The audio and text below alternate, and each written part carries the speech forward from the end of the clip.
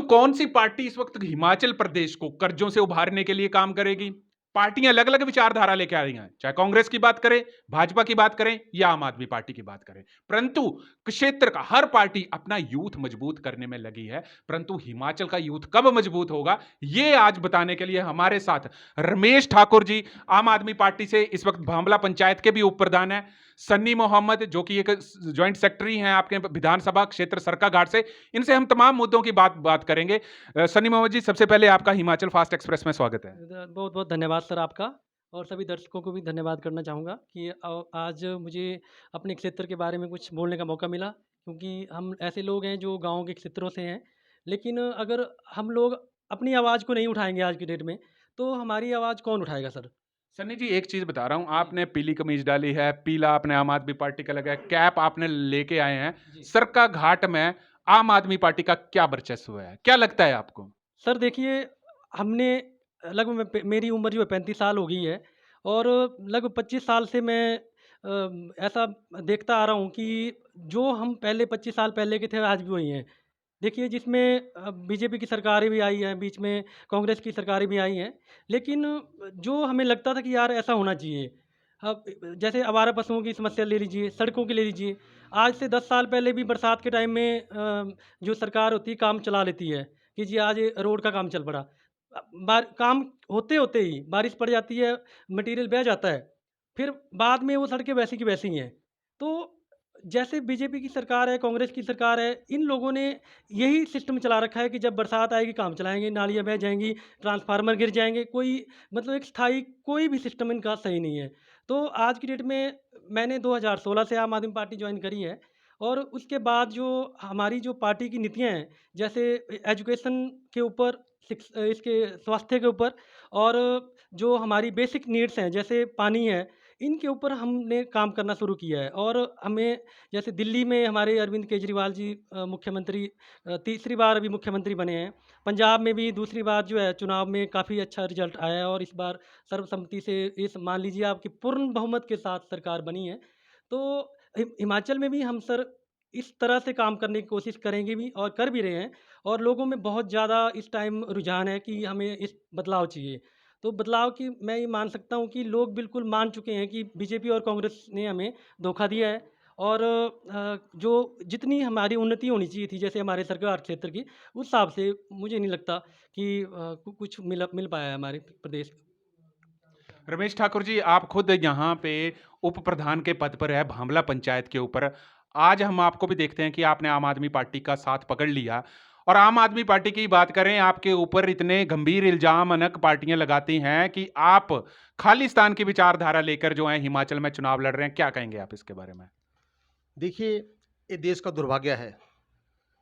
70 साल आज 75 साल हो गया आज़ाद हुए हमें और इस देश के अंदर प्रदेश के अंदर दोनों पार्टियाँ राज किया। सबसे ज़्यादा राज किया कांग्रेस पार्टी ने और कम राज किया भारतीय जनता पार्टी ने। तो मैं ये कहना चाहूँगा कि दोनों पार्टियों ने इस प्रदेश के अंदर भ्रष्टाचार को बढ़ावा दिया, नशा को बढ़ावा दिया, दुराचार, सामाजिक बुराइयाँ फैलाने में बढ़ावा दिया। मतलब ऐसा देखा गया है कि यहाँ पे नशे का इतना बोलबाला हुआ है कि आज नौजवान बच्चे हमारे चिट्टे का शिकार हो रहे हैं, लेकिन सरकार उसके ऊपर कुछ भी नहीं कर रही है। और नशे की दुकानें जब हम छोटे होते थे, हम देखते थे कि यहाँ से 10 किलोमीटर दूर कोई शराब की दुकान हो। आज पंचायत में 4-4, 5-5 नशे की दुकानें उन्होंने खोल दी है, जिससे हमारा जो आम मध्यम वर्ग और गरीब लोग हैं, वो उसमें कुचले जा रहे हैं।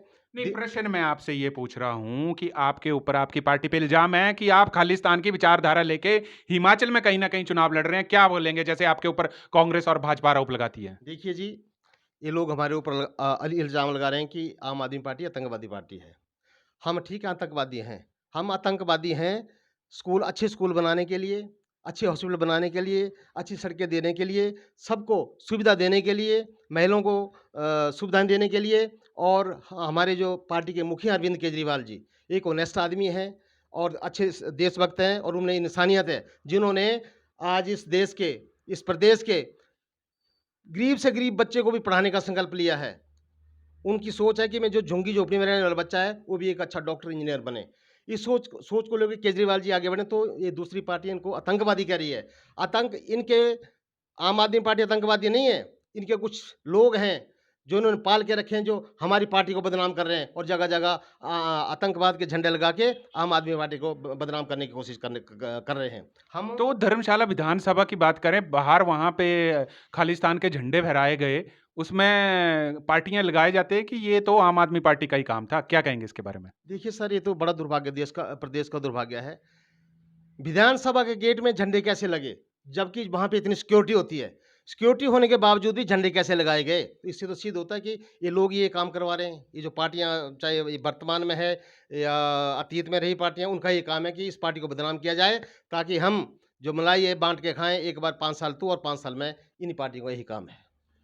सनी जी, एक चीज़ मेरे को यहाँ पे बताइए, आप जी। आम आदमी पार्टी के युवा नेता हैं, जी। आप क्षेत्र में जैसे 2 पार्टियाँ हैं, कांग्रेस है, जी। भाजपा है, जी। तो ये यहाँ पे मतलब अब आने वाले विधानसभा चुनावों में जी। आम आदमी पार्टी सरकाघाट विधानसभा क्षेत्र से कैसे इस को देखती है कि आप आगे लीड करेंगे? सर, हमें जिस तरह से हम डेली हमारा काम है कि हम लोगों के बीच में जाते हैं, लोगों की समस्याओं को देखते हैं, उनको देखिए हम आश्वासन नहीं देते। नहीं, समस्याएँ देखते जी। हैं, आपकी पंचायत की जी, बात जी। करूँगा जी, मैं। जी। जी, मैं बोलिए। जिस पंचायत से लौट के आ रहा हूँ, आप भी यहीं से जी, थे, जी। भांबला पंचायत है, जी। वहाँ पे एक आदमी का घर गिर गया हुआ जी, है। जी। तो आप उसके लिए क्या कर रहे हैं आप? सर, देखिए, अभी हम उनकी जो समस्या है उसको फाइंड आउट करके उनसे बातचीत करके उनको आश्वासन दिला रहे हैं कि अगर जो हम क्या करेंगे सर, जो इस टाइम प्रेजेंट सरकार है, ठीक है, जो भाजपा सरकार है, जिनके जिनके पिछले 5 सालों में कितने गरीब लोगों को घर अलॉट किए गए, लेकिन वो सिर्फ कागजों में अलॉट होते हैं,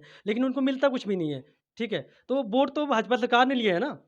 पहले का जो टेन्योर इन्होंने किया कंप्लीट 5 साल, 10 साल, 15 साल, 20 साल इन्होंने राज किया। कितनी बार इन्होंने गरीब लोगों को बोला कि जी हम आपको घर पक्के कराएँगे, आपको 2 कमरे अलॉट करेंगे। फिर उन गरीब लोगों से जब हम मिलते हैं, बहुत एक घर गिरा होगा अभी, कितने घर गिरने वाले हैं, इस चीज़ का अंदाज़ा आपको नहीं है। जब हम लोगों के बीच में जाते हैं, बहुत सारे क्षेत्रों में जो है बड़े जर्जर मकान हैं, टूटे-फूटे हालत में हैं। तो सर, जो इस समय वर्तमान सरकार है, उसका पहला दायित्व तो यही बनता है कि जो वादे हमने लोगों से किए थे अपने वोट लेने के लिए, जीतने के बाद, तो क्या उनको पूरा नहीं करना चाहिए था? आप बोलिए इसमें आम आदमी पार्टी की क्या गलती है?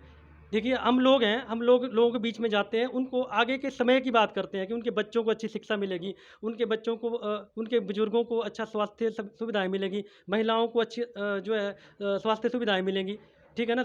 हम अभी तो हम सर लोगों से बात कर रहे हैं, लोगों से हम प्रार्थना कर रहे हैं कि आप एक बार आम आदमी पार्टी को मौका दीजिए, फिर हम इनसे बेहतर करके दिखाएँगे। नहीं, मैं आपको यहाँ पे रोकूँगा। जैसे अभी हम बात करें, जैसे आम आदमी पार्टी एकदम से हिमाचल में आई, नेता काफ़ी लोग उनसे जुड़े। जी, शाम को आम आदमी पार्टी में, सुबह वो भाजपा में चले जाते हैं। जी, सरकाघाट विधानसभा की बात करूँ तो कुछ नेता यहाँ पे भी हुए कि पहले आम आदमी पार्टी, फिर उन्होंने पार्टी छोड़ दी। तो जी। ये हड़बड़ाहट में हर किसी को जो कांग्रेस और भाजपा से दुखी है, वो आम आदमी पार्टी को घेरने की कोशिश कर रहा है। तो आप सिर्फ़ यहाँ पे राजनीति करने आए हैं या 2 पार्टियों में बिखराव करने नहीं, आए नहीं हैं? सर, मैं आपसे ये बात बिल्कुल क्लियर करना चाहूँगा, आपकी बात बिल्कुल सही है। बहुत सारे लोग जो हैं, पहले शुरू में जैसे उन्होंने देखा कि पंजाब में इलेक्शन के बाद बहुत अच्छा रिज़ल्ट आया है, 92 सीटें वहाँ पे आम आदमी पार्टी ने जीती है, तो उनको लगा कि इस बार हिमाचल में भी लोग आएँगे, इस बार हिमाचल में भी अरविंद केजरीवाल कोशिश करेंगे। तो उन्होंने सोचा कि जी देखिए, हम ऐसा करते हैं, इस समय मौका बड़ा अच्छा है, आम आदमी पार्टी जॉइन कर लीजिए। आम आदमी पार्टी जॉइन करेंगे, वो लोग जो हैं, सत्ताभोगी लोग हैं, उन्होंने सोचा कि जैसे हमारी सरकार हिमाचल में कोशिश करेगी, तो हम लोग नेता बन के एकदम से उभर जाएँगे और जब नेता बन जाएँगे, वही हालत हो जाएगी, जैसे भाजपा और कांग्रेस के समय में हो रही है। लेकिन जब पार्टी ने उनको अपनी विचारधारा से अवगत कराया कि हमारी विचारधारा ये है, हम गरीबों के लोग गरीबों की पार्टी है, गरीबों के लिए काम करेंगे और इसमें जो है आपको ये हम पूरी ये नहीं देते कि आप पूर्ण विश्वास नहीं दिलाते कि आपको टिकट मिलेगी। तो वो लोग टिकट के दो भोगी थे। उन्होंने जब उनको विश्वास हो गया कि भाई टिकट मिलने का आशंका नहीं है यहाँ पे, तो पार्टी छोड़ दो। लेकिन जो हमारी पार्टी की विचारधारा है, हमारे यहाँ पे लगभग सरकाघाट में 2000 के करीब-करीब जो है आम आदमी पार्टी के कार्यकर्ता घूम रहे हैं। ठीक है? जो लोग जिनसे हमारी डेली बातचीत होती है, नहीं, डेली तो हम लोगों से कार्यकर्ता तो आपके जी, बहुत जी। घूम रहे हैं, जी, तो जी। हर कार्यकर्ता तो इस वक़्त ये सोच रहा है कि मेरे को टिकट मिल जाए। नहीं, नहीं, ऐसा तो नहीं है। परंतु आप मेरे को ये बताइए जी। कि आम आदमी पार्टी का सरकाघाट से इस बार उम्मीदवार कौन है? सर, इस बात को मैं आपको रोकना चाहूँगा। देखिए, पंजाब में इलेक्शन हुए, वहाँ पे भी किसी को पता नहीं था। आम आदमी पार्टी का ही छोड़िए आप, इस समय जो है भाजपा, कांग्रेस टिकट के लिए मारामारी पड़ी हुई है, लेकिन लोगों की समस्याओं को लेके कोई भी आगे नहीं है। ठीक है? सिर्फ़ टिकट के पीछे भागना हमारी पार्टी का काम नहीं है। हमारी पार्टी के जितने भी कार्यकर्ता हैं, एक साधारण परिवार से संबंध रखते हैं और जो भी लोग हैं, वो सिर्फ़ कार्यकर्ता के रूप में हैं। अब आप हमें छोड़िए, आप अरविंद केजरीवाल को लीजिए, उनमें 1% भी इस तरह की बात नहीं है कि वो एक मुख्यमंत्री है या उनमें, लेकिन हमारे जो नेता लोग हैं, आप प्रधानमंत्री जी को लीजिए, 10-10 लाख के सूट-बूट पहनते हैं। आप हमारे केजरीवाल या आम आदमी पार्टी के जो राष्ट्रीय संयोजक हैं, उनका एक भी बात बता दीजिए कि उन्होंने कितना फालतू खर्चा किया। उन्होंने सिर्फ़ खर्चे को कंट्रोल करके सर अपने ही जो स्टेट है या दिल्ली का राज्य है या पंजाब का राज्य है, वहाँ पे सारे खर्चों को काबू करके ₹1 का भी सर उन्होंने कर्जा नहीं लिया। देखिए यहाँ पे कर्जे की तो बात कर रहे हैं, दिल्ली की बात करेंगे, जीएसटी काफ़ी ज़्यादा रेवेन्यू है, हिमाचल की बात करेंगे 17,000 करोड़ कर्जा है, वो तो अलग बात है। रमेश ठाकुर जी, आप एक चीज़ मेरे को ये बताइए कि आप ही के ही पार्टी के अध्यक्ष जब शुरू में पार्टी आम आदमी पार्टी ने पैर पसारे, तो हिमाचल का जो कार्य अध्यक्ष बनाए गए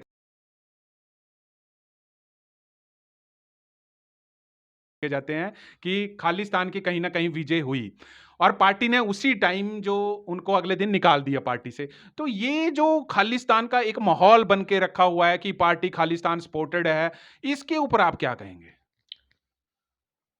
देखिए सर, मैं ये कहना चाहता हूँ कि जो महत्वाकांक्षी लोग हैं, इस पार्टी को अपने काबू में रखना चाहते हैं कुछ लोग कि हमारे चुंगल में पार्टी रहे। वो लोग ये चाहते हैं कि और कोई लोग आगे ना बढ़ें और हम इस पार्टी का सर्वोपरि बने रहें। ऐसा बताइए केजरीवाल जी में कौन-सी आतंकवादी वाली बात है जो पूरे देश के अंदर या प्रदेश के अंदर कर रहे हैं? उन्होंने दिल्ली मॉडल की बात की है, जो उन्होंने दिल्ली में लागू किया। वो चाहते हैं कि जब दिल्ली में मैं 200 यूनिट बिजली फ्री दे सकता हूँ, तो हिमाचल बाकी स्टेटों में क्यों नहीं तो दे सकता? हिमाचल में 300 यूनिट तो कौन बीजेपी ने भी फ्री कर दी ना। सर, आज तक क्यों नहीं की उन्होंने? आज तो तक मतलब आपसे डर गए? बिल्कुल, बिल्कुल, आम आदमी पार्टी का खौफ है सर ये। बिल्कुल, ये आम आदमी आज तक उन्होंने क्यों नहीं किया ऐसा? अगर वो चाहते तो पहले भी कर सकते थे। अभी चुनाव के दिनों में केजरीवाल जी तो 2014 से बोल रहे हैं ऐसी बातें। ये तो इन्होंने तो आज करने शुरू तो की। मतलब आपका आरोप है कि भाजपा कहीं न कहीं आपके चीज़ों को फ़ॉलो कर रही है। बिल्कुल सर, बिल्कुल आपने बिल्कुल सहा, हमारी सारी बातों को फ़ॉलो कर रही है सर। आज उन्होंने महिलाओं के लिए 50% किराया किया, हमने दिल्ली में 100% किया है महिलाओं के लिए। यहाँ भी तो सरकारी बसें खाली चली हुई है, अगर हमारी माताओं-बहनों को जो गृहिणियाँ मनरेगा में काम करने जाती हैं, उनके ₹10 बच जाते हैं, तो कौन-सी बुरी बात है सर? ₹10 तो बचाने की बात कर रहे हैं, तो एचआरटीसी तो वैसे ही नुकसान में है, तो वहाँ पे तो 50% देना भी नुकसान है। नहीं, क्या कहेंगे आप इसके बारे मैं में? इस बारे में कहना चाहूँगा कि घाटा किसकी वजह से चल रहा है? ये भी तो देखिए ना सर, सरकार की वजह से घाटा चल रहा है। अब आप देखिए कि हमारी जो नीतियाँ हैं, उनको एक-एक नीति को पकड़कर जिस नीति को ये बोलते थे जी, आज ही मैंने अखबार में पढ़ा कि जो फ्री की रेवड़ियाँ हैं, उससे खाने से जो है हमारा जो दृढ़ संकल्प है या अपने आप को स्वयं लिखा गया है कोई शब्द कि अगर हम वो होना चाहते हैं, इसको कहा जाता है कि अगर हम इंडिपेंडेंट होना चाहते हैं, जैसे अगर हम अपनी जो समस्याएँ हैं या अपनी जो ज़रूरतें हैं, अगर जब तक हमारे अंदर दृढ़ संकल्प नहीं होगा, तो क्या हम फ्री की रेवड़ियों से क्या अपनी ज़रूरतें पूरी कर सकते हैं? अब आप देखिए, बिजली के 125 यूनिट जयराम सरकार ने फ्री क्यों किए? मेरा सवाल तो ये है सीधा। दूसरा, महिलाओं का 50% किराया क्यों किया? तीसरी बात, अभी कांग्रेस ने भी कल बोला कि जी हम भी 300 यूनिट देंगे। इससे पहले 45 साल जब राज किया, तब क्या बिजली बहुत महँगी पड़ रही थी? अब फ्री में बन रही है बिजली? मेरा सवाल ये है। दूसरी बात, जब पेट्रोल, डीज़ल का जो रेट था, वो 60-70 था, तब तो इन्होंने किराया सस्ता नहीं किया। अब जब ₹100 एक ₹94-95 तेल पहुँचा है, तब सस्ता क्यों किया जा रहा है किराया? तो कहीं न कहीं जो है ये हमारी नीतियों को जो फ़ॉलो कर रहे हैं और ये चाहते हैं कि ऐसा ना हो कि लेकिन लोग भी तो सर अब वो अनपढ़ लोग नहीं रहे कि जिनको बेवकूफ़ बनाया इन लोगों ने इतना 75 सालों से बेवकूफ़ बनाया। अब जो है मैं बिल्कुल स्पष्ट कर देना चाहता हूँ कि लोग बिल्कुल इस चीज़ को मान रहे हैं कि ये 2022 के विधानसभा चुनाव में सभी पार्टियाँ फ्री क्यों लगी देने। जब फ्री हो सकता था, इसका मतलब है कि पहले भी फ्री हो सकता था, लेकिन इन लोगों ने नहीं दिया। लेकिन अब केजरीवाल जी के डर से ये लोग फ्री लग गए तो करने। देखिए, यहाँ पे आरोप लगा रहे हैं कि केजरीवाल के डर से लग गया। आप मेरे को एक चीज़ बताइए, आप भांवला पंचायत के उपप्रधान हैं, मैं नशे की बात करूँगा, हम काफ़ी समय से रिपोर्टिंग कर रहे हैं। भांवला पंचायत में एक जो चिट्टा नशा है, ये काफ़ी बढ़ रहा है। युवक काफ़ी भांवला की बात नहीं है, पूरे सरकाघाट में फैल रहा है। तो क्या आपको लगता है कि ये कमी कमी कहाँ पे रह रही है कि आपके युवा सभी युवा, आपकी पंचायत के भी युवा, मेरी पंचायत के युवा, किसी और पंचायत के युवा क्यों नशे के जाल में फंस रहे हैं? कमी कहां पे रह रही है? कमी सर सारी सरकारों की है। सरकारें अगर इसके ऊपर शिकंजा कसे तो सारी चीज़ें दूर हो सकती है। आज नौजवान बेरोजगार है और नशे की लत पड़ गई सर। और नशे के जो इनके हेड बैठे हुए हैं, उन्होंने गांव के लड़कों को फंसा के रखा है। उनको सुंघाते हैं, देते हैं, हमारा ये काम करके आओ, इनको बेच के आओ। वो अमीर होते जा रहे हैं और बच्चे 10 साल के बाद मर रहे हैं। हमारे नौजवान काफ़ी बच्चे यहाँ से मर गए सर। तो मैं सरकार से कहना चाहता हूँ, अगर सरकार चाहे तो सब कुछ कर सकती है, लेकिन सरकारें करना नहीं चाहती सर। ये अपने आप आनंद लेंगे। बाकी आम आदमी, मध्यम वर्ग आदमी मरता रहे, इनको कोई इसकी ज़रूरत नहीं है। सनी जी, अंतिम सवाल मैं आपसे यही पूछूंगा, आपको क्या लगता है कि इस बार सरका घाट की राजनीति में जी। क्या आपको लगता है कि आम आदमी पार्टी कहां तक अपने पैर पसारेगी? सर मुझे तो पूरा विश्वास है कि जिस तरह से हम अपनी नीतियों को लोगों के बीच में लेके जा रहे हैं, लोग बहुत अच्छा इसका समर्थन कर रहे हैं और मैं पूरा दावे के साथ कह सकता हूँ कि इस बार सरकाघाट में आम आदमी पार्टी की जीत बिल्कुल निश्चित है। नहीं तो मेरे को ये बताइए, कैंडिडेट कौन है, कौन मुख्य उम्मीदवार, बताइए आप। सर देखिए, मैं आपको क्लियर कर देना चाहता हूँ कि कोई चेहरा जो है खास नहीं होता, नीतियाँ खास होती हैं। अगर हमारी नीतियाँ अच्छी होंगी तो चेहरा कोई भी होगा उसको वो नीतियाँ माननी पड़ेगी और वो नीतियों के अनुरूप ही काम करेगा और लोगों का इससे अच्छा बेनिफिट भी होगा। और जो है लोगों को जो लगता आ रहा है, जब हम छोटे हुआ करते हैं सर तो हम देखा करते थे फिल्मों में कि जो बड़े चोर लोग हैं, बड़े डकैत हैं, खूनी दरिंदे हैं, वो नेता होते थे। तो हमारे मन में से ये विश्वास उठ गया था कि नेता लोग नहीं, भई हम राजनीति में कभी नहीं जाएँगे। लेकिन जब जैसे हमने आम आदमी पार्टी का जो स्थिति देखी है और उनका जो नीतियाँ देखी हैं, उससे ये विश्वास हमारा लौटा है।